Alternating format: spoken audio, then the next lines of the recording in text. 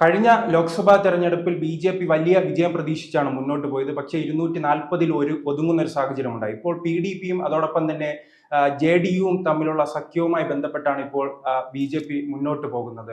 അപ്പോൾ ഈ ജെ.ഡി.യുവിനെ അങ്ങനെ വിശ്വസിക്കാൻ കഴിയില്ല. അദ്ദേഹം എപ്പോഴും ചിലപ്പോൾ ഒറ്റ രാത്രി കൊണ്ട് മറുപക്ഷത്തെത്താനുള്ള ഒരു സാഹചര്യമുണ്ട്. അതുകൊണ്ടായിരിക്കുമോ ഇപ്പോൾ മമതയുമായി ബി.ജെ.പി കൂടുതൽ അടുക്കുന്നത്?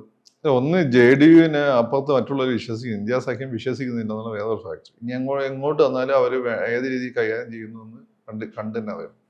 കാരണം എല്ലാത്തിനും ലിമിറ്റ് ഇല്ലടേ. ഒരു തവണ പറ്റിക്കാൻ, 2 തവണ പറ്റിക്കാൻ, 3 തവണ ഇത്ര തവണ എങ്ങനെ കളിയെടുക്കും? അല്ല, അടുത്ത വർഷം അവിടെ ഇലക്ഷൻ വരുന്നുണ്ട്, ചിലപ്പോൾ വീണ്ടും അല്ല, സാധ്യത ഉണ്ട്. പക്ഷെ എങ്ങനെ വിശ്വസിക്കുന്നു എനിക്ക് അറിയില്ല. അതെങ്ങനെ വിശ്വസിക്കാൻ കൊള്ളില്ലല്ലോ. ഇത് ജനങ്ങൾക്ക് മടുക്കില്ലേ നിരന്തരം ചാടി കളിക്കും? നമ്മളിഷ്ടമുള്ള പല ആളുകളെയും നമ്മൾ അവസാനം കളിയാക്കാൻ കാരണം, ലാഫിംഗ് സ്റ്റോക്ക് ആകാൻ കാരണം പ്രധാനപ്പെട്ട എന്താണ്? അവർ ഈ നിലപാടുകൾ നിരന്തരം മാറ്റിക്കൊണ്ടിരുന്നത്. ഒരു ദിവസം പിണറായി വളരെ നല്ലവരെന്നത്, അടുത്ത ദിവസം മോശം എന്നത്, അടുത്ത ദിവസം പിന്നെയും മോശം നല്ലതെന്നത്, അടുത്ത ദിവസം മോശം. അപ്പൊ ആരാധന ഞാൻ ഉദ്ദേശിച്ചത് എനിക്ക് മനസ്സിലായിട്ടുണ്ടോ? അപ്പോൾ അതേപോലെയുള്ളൊരു ഘടകം അതിൽ കിടക്കും. ജനങ്ങൾ മണ്ടന്മാരല്ലല്ലോ ഒന്ന്. രണ്ടാമത്തെ കാര്യം, ബി ജെ പിയെ സംബന്ധിച്ചിടത്തോളം ബി ജെ പിക്ക് അങ്ങനെ പ്രത്യേകിച്ച് ആരും ശത്രുത എന്നില്ലല്ലോ. ആകെപ്പാടെ കോൺഗ്രസുമായിട്ട് മാത്രമേ ശത്രുതയുള്ളൂ. കോൺഗ്രസ് അവരും തമ്മിൽ നെഹ്റുവിസവും ഗാന്ധിസും അല്ല, നെഹ്റുവിസവും ബി ജെ പി RSS തമ്മിൽ ഒരിക്കലും തീർക്കാൻ പറ്റാത്തൊരു ഗ്യാപ്പ് കിടക്കുന്നത്. അത് രണ്ട് തരത്തിലുള്ള വേൾഡ് വ്യൂ ആണ്. അപ്പൊ അതിന്റെ ഒരു പ്രോബ്ലം ഗാന്ധിസുമായിട്ടല്ല പ്രശ്നം. ബാക്കി എല്ലാ പാർട്ടികളായിട്ടും ഒരു സെക്കൻഡ് കൂടും. ഇപ്പൊ കോൺഗ്രസിന് തന്നെ സംഘം പല ഇലക്ഷനുകളിലും കോൺഗ്രസിനെക്കാളും വലിയ ശത്രുവാണ് അപ്പുറത്തുള്ളതെങ്കിൽ ഇൻഡയറക്റ്റ്ലി സഹായിച്ചിട്ടുണ്ട്, കേരളത്തിൽ സഹായിച്ചിട്ടുണ്ട്, നമുക്കറിയാവുന്നതാണല്ലോ. ആരുമായിട്ടും ശത്രുവൊന്നുമില്ല, എങ്കിൽ പോലും അവർക്കൊരു നേരിട്ടൊരു അലയൻസിന് പോകാൻ ബുദ്ധിമുട്ടുള്ള ഒരു പാർട്ടി കോൺഗ്രസ് ആണ്. ബാക്കി എല്ലാവരും ഈ പറയുന്ന ബി ജെ പിയിലേക്ക് ഇന്ത്യയിൽ എല്ലാവരും തൊട്ടുകൂടായ്മ കൽപ്പിച്ച സമയത്ത് ബി ജെ പിനെ സപ്പോർട്ട് ചെയ്ത ആളുകളാണ് തൃണമൂൽ കോൺഗ്രസ്സുകാർ. അതിന്റെ ഗുണം തൃണമൂൽ കോൺഗ്രസിന് കിട്ടുകയും ചെയ്തിട്ടുണ്ട്. തൃണമൂൽ കോൺഗ്രസിന് അവിടെ ഇതിന് ജനസ്വാധീനം ഉണ്ടാക്കാൻ കാരണം എന്ന് വെച്ചാൽ ബി ജെ പിയുടെ ഗവൺമെന്റിന്റെ കൂടെ അധികാരത്തിലിരിക്കുകയും തുരന്തോ എന്നൊക്കെ വാക്ക് പഠിച്ച് നമ്മളങ്ങനെ പഠിച്ചത്, റെയിൽവേ വകുപ്പ് കൈകാര്യം ചെയ്യും, അതിവേഗ തീവണ്ടി കൽക്കത്തയിൽ നിന്ന് ഇങ്ങോട്ട് ഡൽഹിയിലേക്ക് തുടങ്ങി. അതുപോലെയുള്ള അതിവേഗ വണ്ടികൾ എല്ലാ സംസ്ഥാനത്തിന്റെ ക്യാപിറ്റലിൽ നിന്നും ഡൽഹിയിലേക്ക് തുടങ്ങുകയൊക്കെ ചെയ്തപ്പോൾ അവർക്ക് ഒരു പവറുള്ള ആളുകളോട് ജനങ്ങൾ കൂടും. അതാണ് അതിന്റെ ഒരു സംഭവം.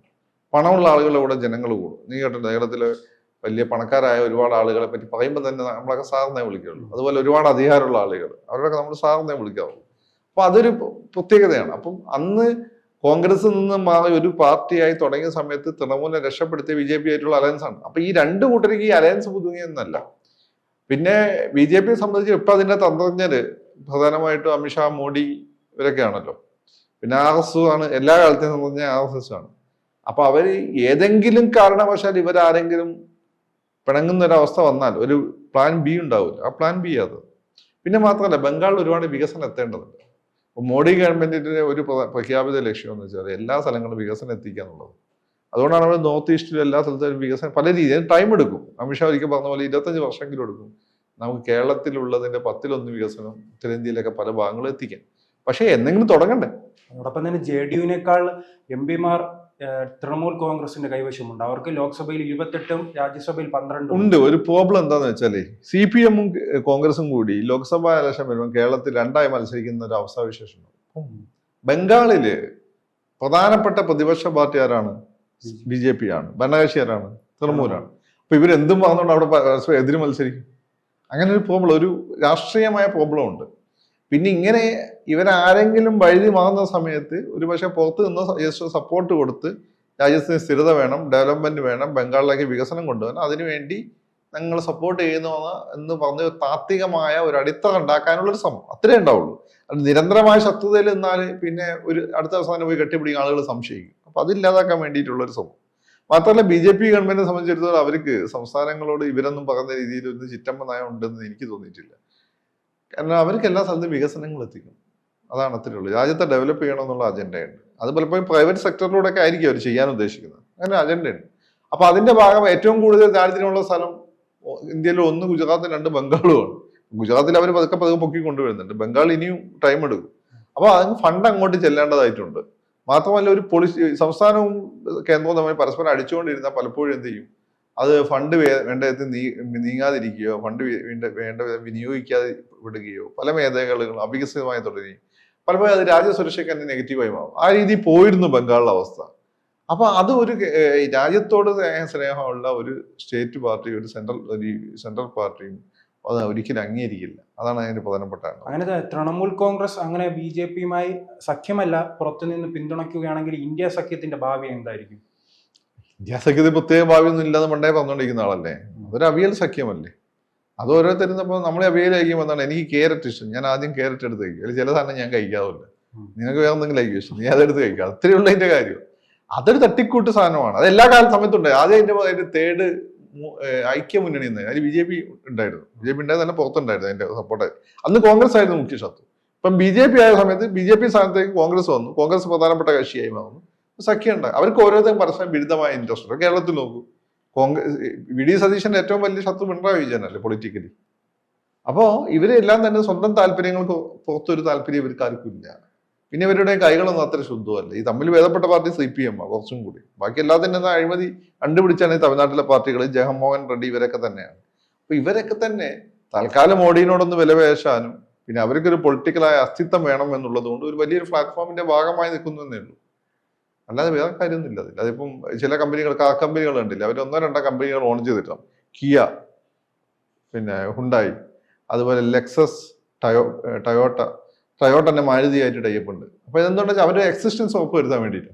ഇപ്പം ടാറ്റ, മറ്റേ റേഞ്ച് റോവർ, ഇങ്ങനെ സഖ്യങ്ങൾ നിങ്ങൾക്ക് കാണാൻ പറ്റും. ജനറൽ മോട്ടോഴ്സിന്റെ വണ്ടികളാണ്, ഷവർല വരുന്ന, ഓപ്പൽ, ഇതൊക്കെ ജനറൽ മോട്ടോഴ്സിന്റെ വണ്ടികളാണ്.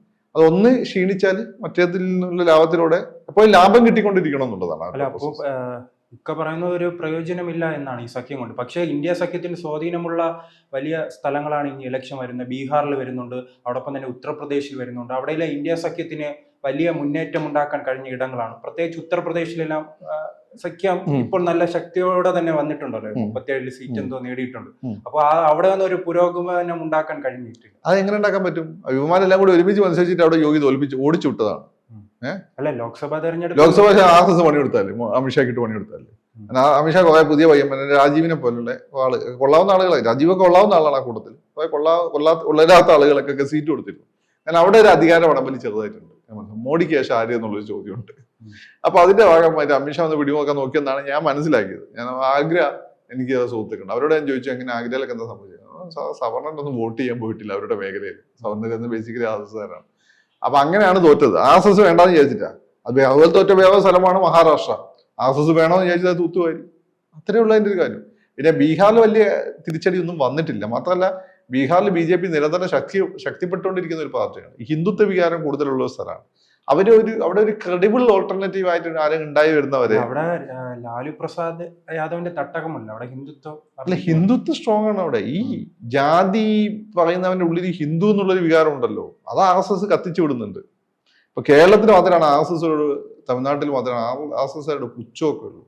മറ്റു സ്ഥലങ്ങളിൽ RSS എന്നൊക്കെ പറഞ്ഞാൽ ഏതാണ്ട് SNDP എന്നൊക്കെ പറയുന്ന പോലെയാണ്. സാമൂഹ്യ നവോത്ഥാന പ്രസ്ഥാനമായിട്ടാണ് അവിടെ ആളുകൾ കാണുന്നത്. അവിടെ പല മേഖലകളിലും ആദ്യമായിട്ട് വിദ്യാഭ്യാസം സ്ഥാപിച്ചത് ആദിവാസി മേഖലകൾ, അവരുടെ സംഘടന, ആശ്രമം, വനവാസി കല്യാണ ആശ്രമം, ഇങ്ങനെയുള്ള സംഘടനകളുണ്ട്. ഇവരാണ് വിദ്യാഭ്യാസം ആദ്യം എത്തിച്ചത് തന്നെ. അപ്പോൾ ആ റെസ്പെക്ട് അവർക്ക് കിട്ടുന്നുണ്ട്. പക്ഷെ പൊളിറ്റിക്കലി എതിരായിരിക്കും. അപ്പം പുതിയ ജനറേഷൻ ഇതിൽ ആകൃഷ്ടരാണ്. പൊതുവെ ഡെവലപ്മെന്റ് ഒക്കെ ഉണ്ട്. NDA സഖ്യം, അതായത് നിതീഷ് കുമാർ BJP സഖ്യത്തിന്റെ ഡെവലപ്മെന്റ് ഉണ്ട്. ഇപ്പൊ UP തന്നെയാണെങ്കിൽ പോലും ക്രമസമാധാനത്തിൽ വലിയ മൂവ്മെന്റ് മുന്നോട്ട് പോയിട്ടുണ്ട്. അതുപോലെ തന്നെ ഡെവലപ്മെന്റൽ പിന്നെ പ്രോജക്റ്റുകളാണെങ്കിലും തിരക്കേടില്ലാത്ത അഴിമതി കുറഞ്ഞ രീതിയിൽ മുന്നോട്ട് പോകുന്നുണ്ട്. ഇപ്പൊ സന്തോഷ് ജോർജ് കുളങ്ങരൊക്കെ കാണിക്കുന്ന ഒരു സാധനമുണ്ട്. അത് ഇപ്പോൾ ഉള്ള അവസ്ഥയാണ്. പക്ഷെ അത് മാറ്റണമെങ്കിൽ 20-25 വർഷം എടുക്കും. കാരണം ഇത്രയും കാലമുള്ള നിലനിന്നിരുന്ന ഇന്ത്യയിലെ സിസ്റ്റത്തിന്റെ ഒരു ആകത്തുകയാണത്. മനസ്സിലായില്ലേ? അപ്പൊ അതിനും അത് ടൈം എടുക്കും.